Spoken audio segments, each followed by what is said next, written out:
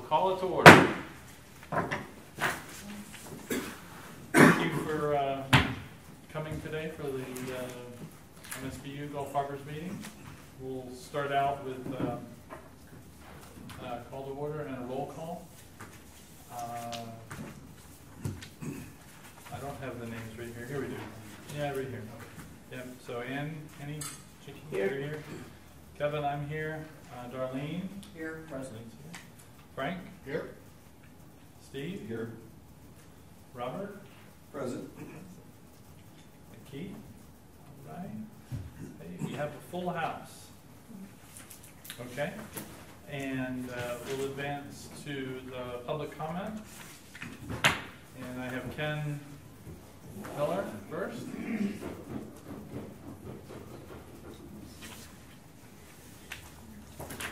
Good evening, all. Ken Miller, 3715 Florimar. I was hoping this was going to be later because I wanted to hear what you guys all had to say, but we just have some concerns about the approach, the parking lot plans and stuff that we would like to, and we don't know what the plan is because I don't think anyone knows what the plan is exactly, but we just want to make sure that there's a buffer zone between the street and any parking that may go in. I assume there's going to be parking going in. And and the other thing is to make sure the parking lot is not too big. Because right now we get lots of people that park in boat trailers there, and you get the big FedEx trucks and stuff like that. So it's kind of important for us that live straight across from that particular area to have to not have a bunch of commercial type business going on in there. And if we can lay out a parking lot, I understand there's definitely probably going to be a parking lot, but if we can keep it as small as possible so that it's just not convenient for big trucks and people with boats and trailers and stuff to be getting in there. And then just that buffer, something to kind of divide the street from the parking lot, just so we don't have to sit and look out at a parking lot all the time. That would be great. That's the one thing that, yes. Sorry to interrupt you, but where exactly do you live? Across from the parking lot? Live right across. Okay. You know, where the old clubhouse used to be. Okay. Pretty much straight across from there. Yeah, we all do. And, So the idea is you want the parking lot to be removed, the buffer put in, and then pushed back farther? Is that what you're... like a landscape buffer. Well, yeah, at least some landscaping to kind of cover between the street and the parking lot. Okay. And like right now, that's a pretty big parking lot, and it's probably way bigger than we'll ever need. So just to downsize what's already there, and and just tidy it up, make it look more of a park setting, and Got to mow it first, so got to mow the parking lot first. right, exactly. Yeah, we'll put that on the on the discussion. Okay, Thank you. Connie, Mayor. Basically, I can parrot what he just said, but also, we saw this budget that looked like crazy, and I just want to say, I live straight across the street also, and yes, we don't like the trailers and everything there, and people wanted to park boats and stuff. Something as simple as maintaining the property, keeping it cut. Even, there's a James Gray Park, having just the stones, natural parking, as opposed to putting in pavement or anything else, that would be wonderful. And the same, with paths. I know they have a boardwalk, but not on all of it. And, just having a simple walking path, and just simple. And it actually hurts to walk on the pavement too much. So, that's how I feel. Like as long as it's just cleaned up and basic and kept natural, that'd be awesome.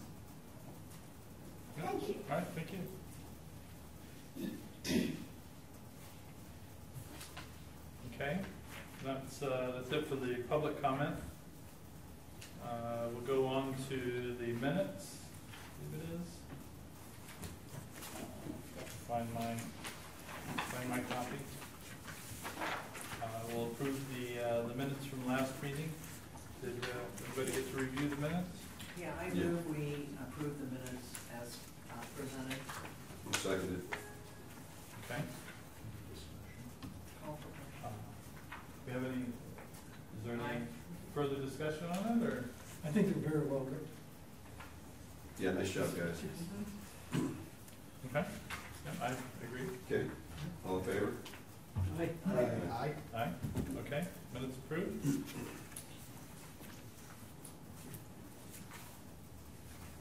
Darlene, I don't think you can motion to approve the minutes. Did she write them, or? No. Okay. So Darlene, I have your. Yes. So Darlene will be writing the minutes moving forward. Yeah. So Yeah, we were writing the minutes to kind of help guide. Right. Just on us, as the writer of the minutes, might make the motion to approve. Right, in this case, that's not. All right, I was just checking the double check there. Let's start, next we move on to old business. The rules and procedures update was also provided to us. So we will pull those up. There's a few minor changes to the rules of procedure in red. Providing that was provided by the advisory committee. Their recommendations. So there's some minor under A,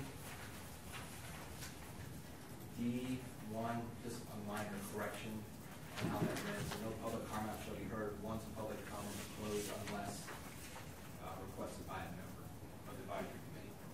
So that cleans up some language. And then under section 5, there was a misspelling of all others.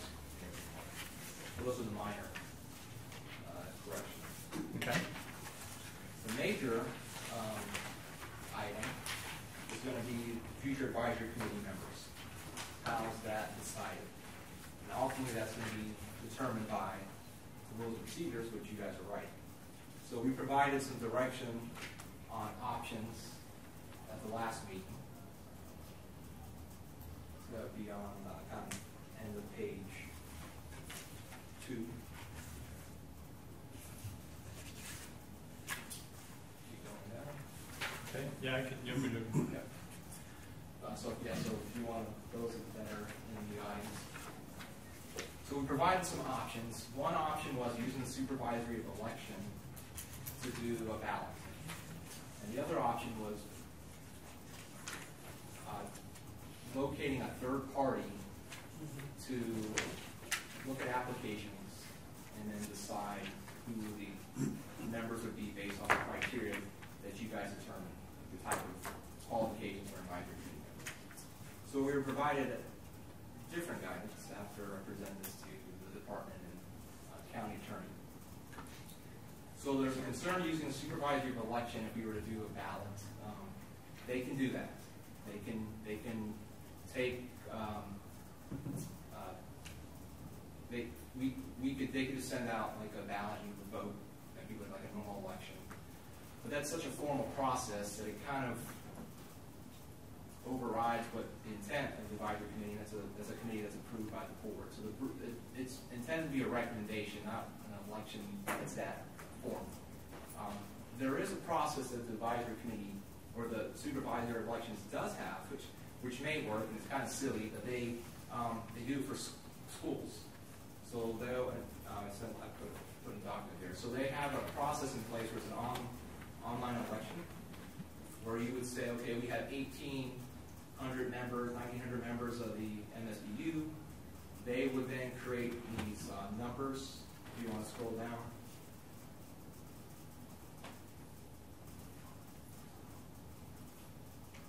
So then we would give the residents or the assessment owners one of these numbers, and then they would go online. And they, if you want to scroll down.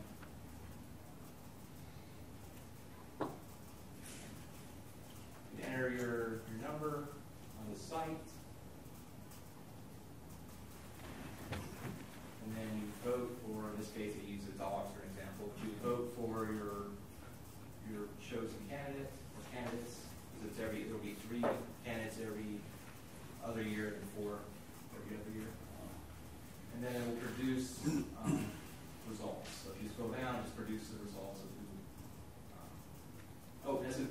scroll, so there's going to be an administrator that would see the votes. And you scroll down, it shows, it'll show an example. That administrator, is that a supervisor of the elections member that handles it? Or is that the third party? I don't think so. I think it would be like the case of school, the principal. So we would have to identify that third party, but it could be the civics association. So it doesn't have to be. You don't have to hire a third party. So so it could be as simple as that. So and there's no cost associated with this. Okay, that's nice. Yeah. But then you would have to figure out a way to distribute those numbers to the residents and the assessment.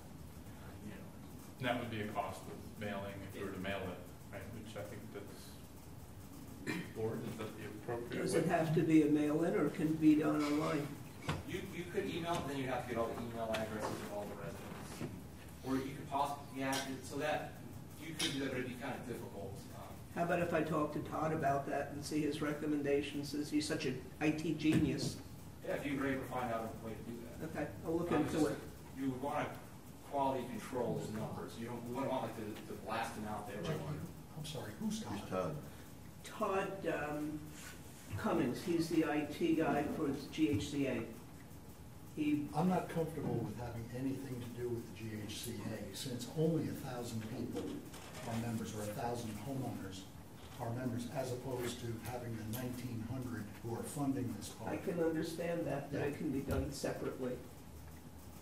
Not sure how, that's what I will speak to him Okay. about. But the county would mail using the property tax address, would mail, that's how the county would contact all the residents. Not using this process. So this process, they'll send the numbers, or they're a combination of numbers and letters, IDs, the voter ID. You send that voter ID to the administrator. Whoever we define that identifies the administrator would be the ones that will distribute. Okay. So then we need to appoint an administrator of. And that would be the third party. That would be the third party. So it could be the association, if you felt the association could fairly and unbiasedly be a third party and distribute those IDs. Is that something we should continue to talk about now? I can give you the other options as well. Yeah. So there's, we talked about the criteria, that if you were to just set up a set of criteria for the candidates, and last meeting I said it would also have to be a third party. That is not necessarily the case. We can do it, the Parks, Recreation, Natural Resources. If you were to set criteria, such as the advisory committee would have to have somebody with a business background, somebody with a conservation background. If you were to set these these criteria, we would then use your criteria to build the advisory committee. That is different than what I told you last meeting. So it's basically how the same way you guys would put together. So to clarify, we'll come up with a criteria. We'll go out to the community. People will write in the candidates. They'll determine, I guess, are the candidates going to come to us and then we present them to you, or would they go directly to you no matter how many candidates there are? So it would be an application process. I envision it would be on our website. Okay. So we would post on the website and then have a time frame where you can submit an application with a resume similar to what you did previously, and then we would use that criteria looking at the applications